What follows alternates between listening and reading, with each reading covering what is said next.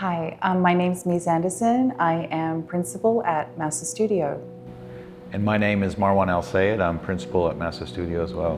With her background as an artist, my background in art history, I've always kind of seen myself less as an architect, although I practice architecture, but it's more like we're trying to develop artistic concepts that are put into reality, that people inhabit. I think the most important aspect about growing up in Australia was really being exposed to the climate. The climate in Australia is warm. And I think that that's been a huge influence on me because the outdoor lifestyle has been massive. It's been an incredible experience for me. I think that everybody had doors that opened out into gardens, doors that opened out, lots of garden spaces, lots of outdoor al fresco. So I had an outdoor lifestyle that I was really used to, and it was really easy for me to understand some of Marwan's sensibilities in that area as well. Morocco and Tangier in particular, where I went to boarding school, it was an international school, so I was exposed to the environment of Morocco, of Tangier, which was right at the edge of Africa and Europe. Diverse landscapes, villages, cities. I would see the way people lived, and that kind of lifestyle, indoor-outdoor lifestyle, courtyards are really important. Every house has a courtyard. It's like the soul of the house, and that's been something in every project we've done, starting from a penthouse in New York City where we put a courtyard in there, where the environment and the architecture and the landscape, it's just all kind of one. It's not so like formal, it's more fluid. Mies was having an art exhibit at the time of her glasswork, and I had gone with some people I knew. It was like an art walk type thing, and artists opened up their studios and stuff. So that's where we first met. I think both of us were a little bit passing through. I don't think Arizona was really like a place we were planning on staying for a long time. I don't think I necessarily was. We traveled around. I think we went to Greece, and we were traveling and looking at some ruined architecture sites. And while we were there, he got a commission for a residence. At that point, there was no better time than just to dive right in. Definitely there were challenges. I mean, starting out a design firm is hard anywhere probably in the world, at some level. But one thing that Mies and I made a commitment early on is that we were only going to take on work that was memeaningful to us. I would say that we were both sort of young and ignorant a little bit. And you have the energy to face all challenges when you're doing it like that. And I think that that's just how we started. It wasn't really much of a plan. It just more like a vision. Yeah, I mean our a hope and our fee was minuscule. I don't even know how we survived. But we put our passion into it, and that house ended up being featured in the New York Times, even though it wasn't even finished, 2 full pages. Art is always the basis of everything that we're doing together. And it's actually really collaborative in that sense. We really go into sort of an artistic, creative space together and just imagine all possibilities are on the table. Then later on, it tends to be a little bit more split because the architectural team really get into all of that stuff. And then we're working with interior architectural finishes and surfaces and materials and furniture. Obviously Marwan is a masterful architect. He has incredible talents, but I think siting is like one of the things that I have always been so impressed by with the work that he does, that I would say is, for me, I just don't have that wheelhouse. And I am more of working in the architecture as it's being evolved. Definitely in general, that's kind of the split, but in reality, it's also a lot more messy and interconnected. I'm listening to Rick Rubin's Creative Act right now, and he actually talks about artists that are making albums. And I was listening to a chapter, he's saying, the album is only a moment in time. And he said, and then you go on to your next album, and that's a moment in time. And I think that I really related to that in terms of our work. I was thinking, yeah, it's like all the projects are different albums. Because we're both creatives, whatever the next project is kind of our favorite. But then there's things within each project that are as a favorite. So it might be something in a private residence, and it might be just the clients and how wonderful it was to work with them, or it might be a space we did there that we just really like. And when you go back to see a project, and we've been so blessed by our clients because they have opened up their homes and doors, and to see that creative process that was initiated by all of us end up turning into this thing that they're enjoying, it's wonderful. You mentioned the clients, you're influenced by them and even their ideas. You know, I'm just thinking about like our project in China. We have a fascinating client who has been thinking of things that no one thinks of. Like he's inventing kind of new things. So you get really, to collaborate, like with really. I think that we're really blessed to be collaborating with incredible people, discerning people that have like vision.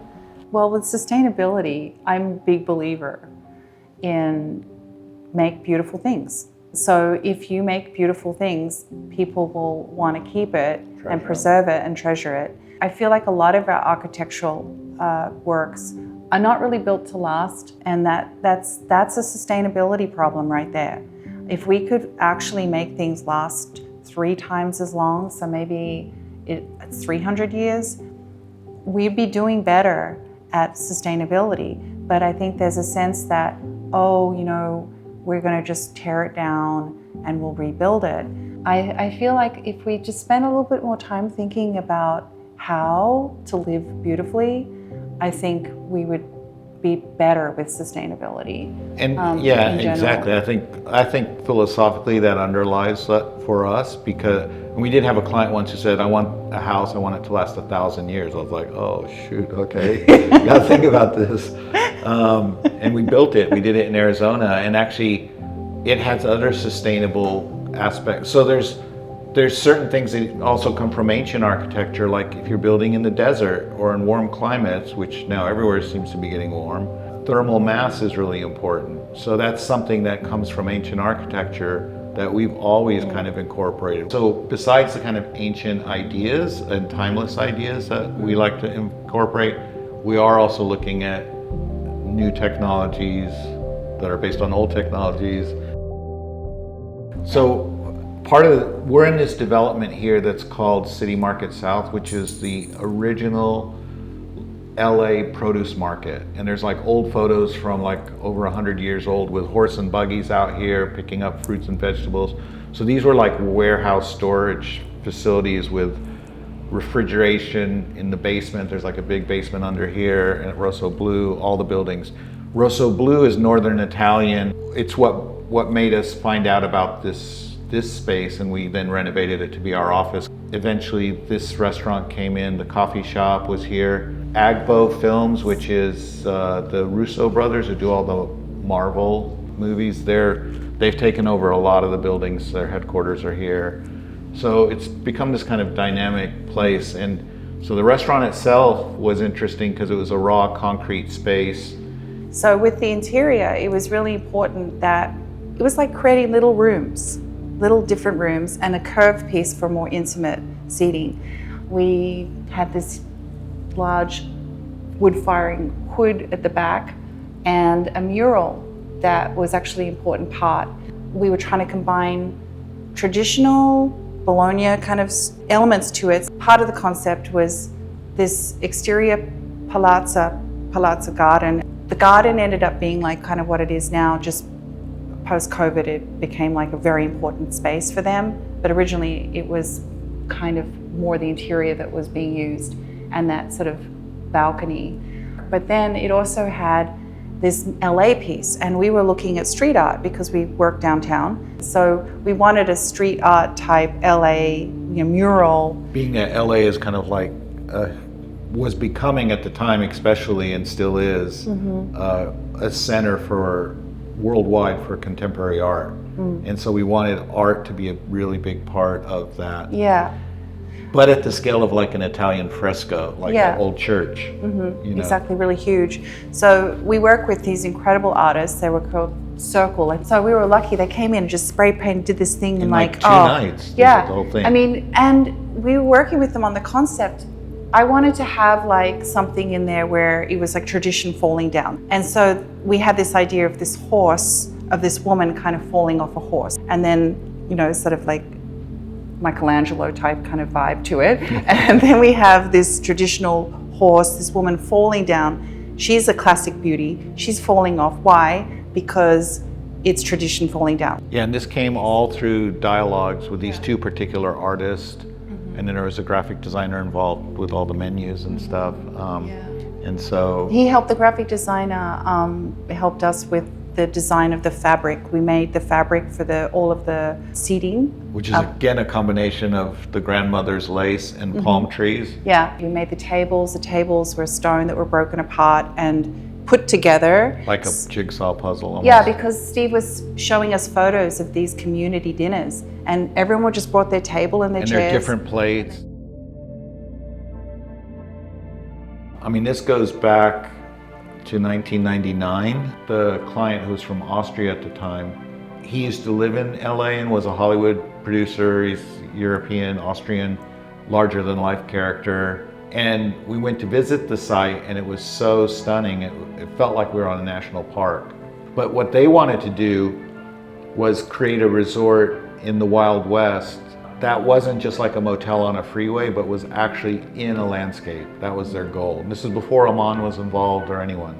Really, the whole project became about how to honor the land. The rocks are 165 million years old. You can't outcompete it with the architecture you do. And then really what becomes the luxury is the silence, because you can't get that in modern life anymore. You're bombarded all the time. But if you capture that silence, that's priceless. And then the art concept again came in, where there was a Mexican poet, Octavio Paz, who had a poem called Wind, Water, and Stone, and it was about how each one affects the other. And I was like, oh my God, this is the concept. And we actually had it carved into a big block of stone at the entry, that poem. And that was for the resort part, which started construction in 2006, opened in 2009. The villa part, the residence, is a new thing that we're just doing on our own, and that's currently under construction. You know, we really want to we want to preserve the desert.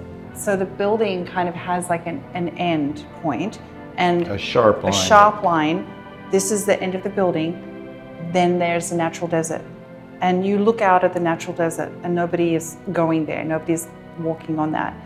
And then inside, internally, you know, around the rock is all of the sun lounges and the bathing and the restaurant. And so it's in a way Intimate and sort of hermetic in a sense, but it's still really open to the light and the sky and all of the elements. So there's fruit trees and in the courtyard. in the courtyards, as well as sculptural elements, water sculptural elements. So like we had water seeping down the walls and then moss grows on it, which is kind of what happens in the canyons there.